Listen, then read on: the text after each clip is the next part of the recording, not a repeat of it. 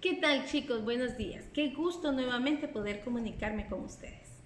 El día de hoy vamos a estar trabajando con textos funcionales y voy a pedirles que se ubiquen en su libro de texto en la página número 83. Vamos a trabajar con los textos funcionales ya que llevamos 2 semanas trabajando con textos informativos y los textos funcionales son parte de esos textos informativos. ¿Por qué?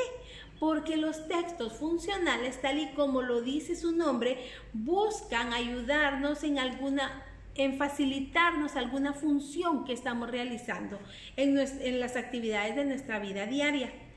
Cuando nosotros tomamos apuntes de la escuela, cuando nosotros copiamos una receta, cuando nosotros hacemos un recibo, cuando nosotros firmamos un vale, nosotros estamos trabajando con textos funcionales. Esas son acciones que nosotros realizamos frecuentemente. Y este tipo de textos nos ayudan muchas veces a poderlas realizar de una forma más segura. Ahora, ustedes van a ver apenas unos cuantos, cuatro creo que son los que van a ver durante esta semana dentro de su libro de texto, pero realmente textos funcionales hay muchos más.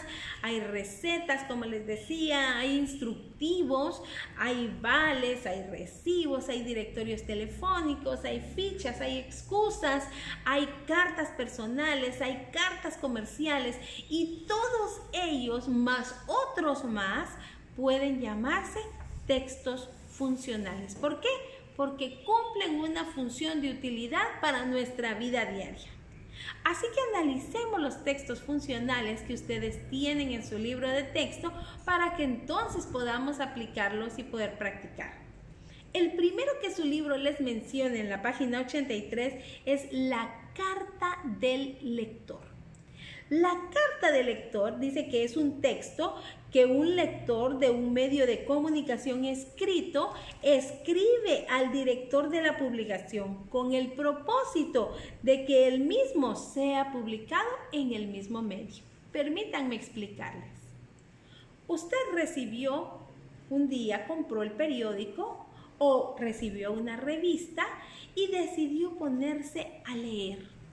Dentro de lo que estaba leyendo allí en la revista o en el periódico, hubo un artículo que llamó su atención, un artículo que a usted le pareció sumamente importante y que usted tiene su propio concepto, su punto de vista respecto a ese artículo.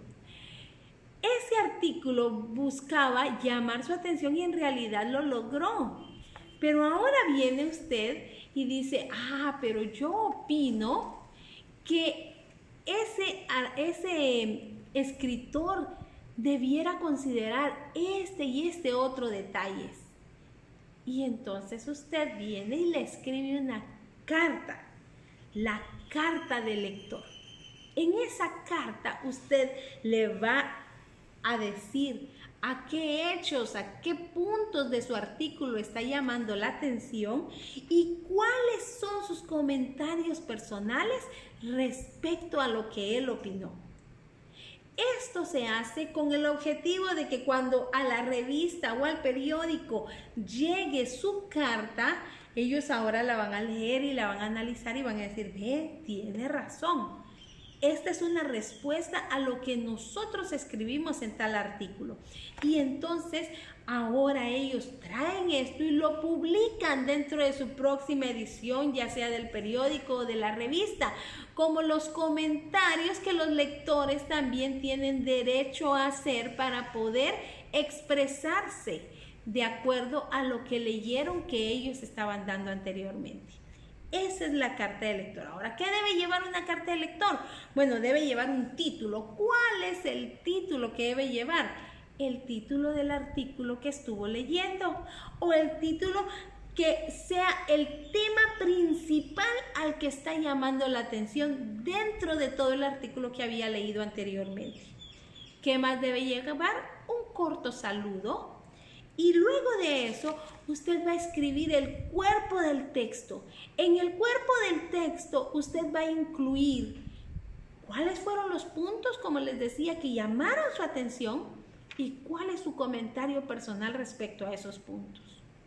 Esto nos permite muchas veces poder compartir nuestra forma de pensar de acuerdo a algún suceso que está sucediendo en nuestro entorno en general.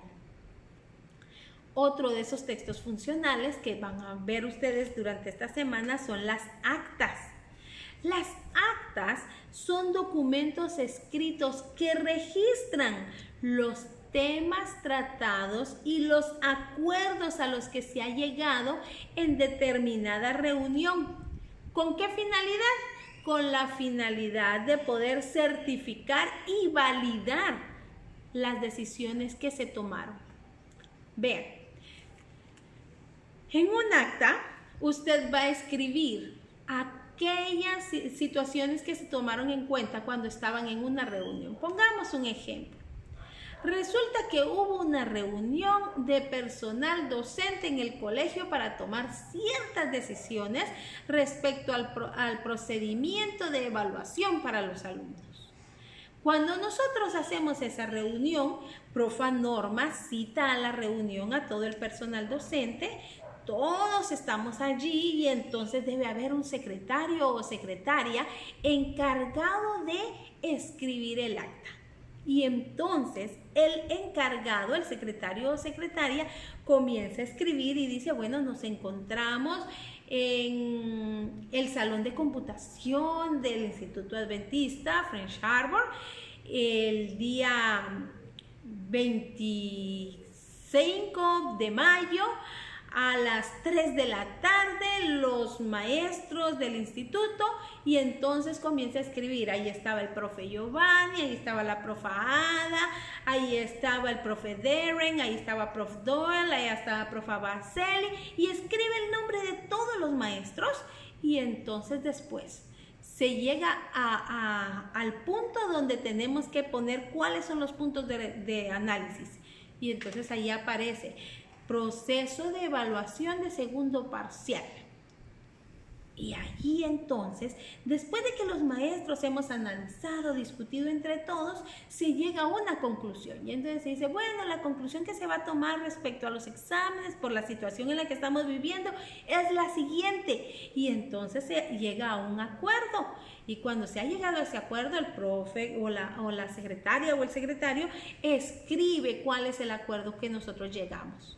Cuando se ha terminado de escribir todo esto, ahora sí, todos los que estábamos allí debemos firmar. ¿Por qué firmamos? Para constatar, para validar, para hacer entender que la decisión que se tomó entre todos y todos la vamos a apoyar y todos estamos de acuerdo con ella. Ese es el proceso de un acta. Un acta, recuerden, nos sirve para tener por escrito los temas tratados y los acuerdos a los que hemos llegado respecto a un tema en una determinada reunión. Aparte de las actas, tenemos las agendas.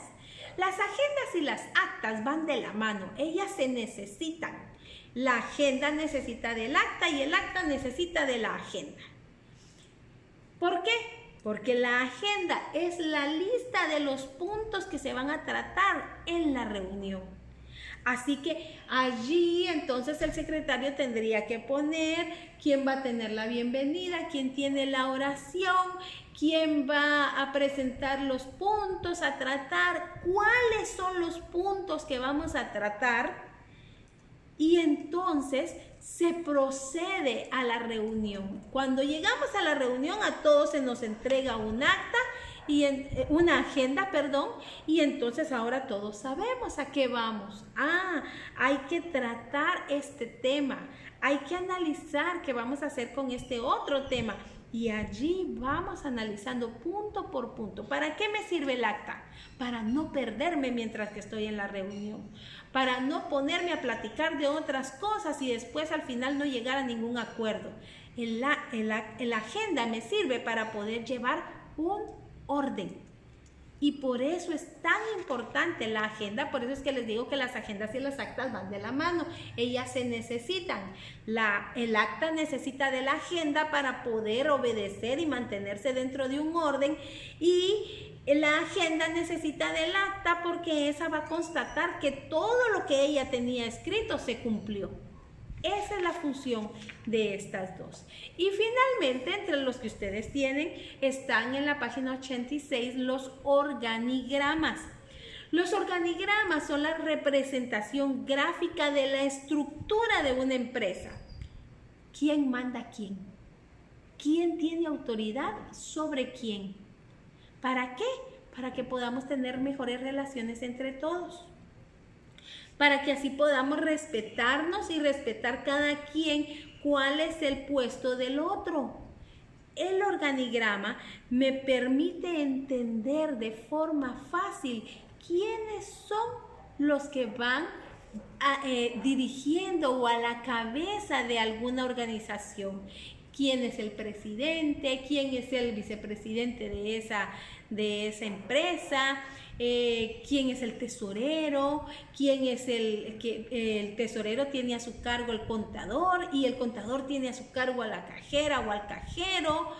Y esa organización me permite jerarquizar y respetar la posición de cada uno. Ahora, ustedes van a ver allí que tienen 6 tipos de organigramas. Todos hacen la misma función, solo que se presentan de formas diferentes. Ahora, chicos, después de que hemos analizado cada uno de estos tipos y sus características de los textos funcionales, permítanme decirles cuál va a ser su trabajo. Y su trabajo va a ser sumamente sencillo, así que no se preocupen. Van a necesitar investigar en internet porque lo que necesito es que ustedes consigan copias, imágenes, ilustraciones, ejemplos de cada uno de estos. Y entonces, ¿qué va a hacer usted? En su cuaderno usted va a escribir como título textos funcionales. Y entonces abajo de eso usted me va a escribir carta del lector. Y cuando usted me escribió allí carta del lector, usted me va a explicar brevemente en qué consiste la carta del lector. Me va a explicar y va a buscar en internet algún ejemplo de una carta de lector, lo va a imprimir y lo va a pegar en esa página del cuaderno. Va a hacer lo mismo con las actas, con las agendas y con los organigramas. Solo que de los organigramas voy a pedirles que por lo menos me den ejemplo de 3 tipos de organigramas. Ya sea que usted consiguió un ejemplo de un organigrama vertical o de un organigrama circular o de un organigrama mixto, usted me va a dar 3 ejemplos diferentes de organigramas. Pero lo que quiero que hagan es ilustrar cada una de estas 4 que estuvimos viendo el día de hoy. Me van a hacer un ejemplo para cada uno, excepto de los organigramas, que de los organigramas van a conseguir 3 ejemplos. Ahora, usted puede decir, profe, ¿y qué hago si yo no tengo cómo imprimirlo? Usted tiene 2 opciones y no lo puede imprimir. Número 1, usted puede ir a revisar en algún periódico o algo para conseguir una carta de lector. O número 2, usted puede siempre buscarlo en internet y copiarlo en su cuaderno para que usted pueda tener allí su ejemplo. Usted puede buscarlo y solamente me dice, profa, ¿y con la agenda qué hago? Bueno, no se preocupe. Corte un papelito blanco que se mire bonito, escríbale con letras grandes y bonitas arriba agenda y entonces escríbame usted mismo su agenda y péguelo dentro de su cuaderno. No tienen obligatoriamente que imprimirlo si no pueden. Les di la opción de imprimir por si eso se les facilita más a ustedes. Pero si usted prefiere, porque no tienen en ese momento posibilidad o acceso a una impresora, usted puede realizarlos también o usted puede buscar los ejemplos dentro de material que pueda tener en casa. Chicos, espero que pronto esta situación mejore y podamos vernos en clase. Que el Señor les bendiga. Feliz día.